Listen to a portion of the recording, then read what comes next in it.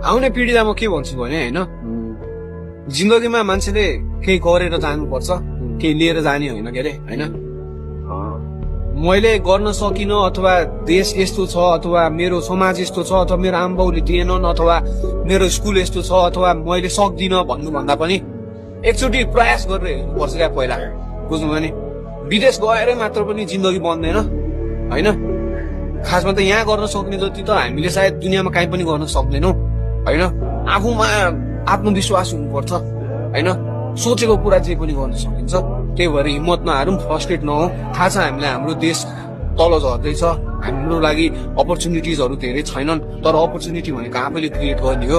अरूलाई दोष दिएर हुन्न, देशले यस्तो भयो उस्तो भयो भनेर हुन्न होइन। आखिरी अरूको पनि धेरै हामीलाई धेरै माल्कम एक्सको पनि हामी स्टोरी हेर्न सक्छौँ।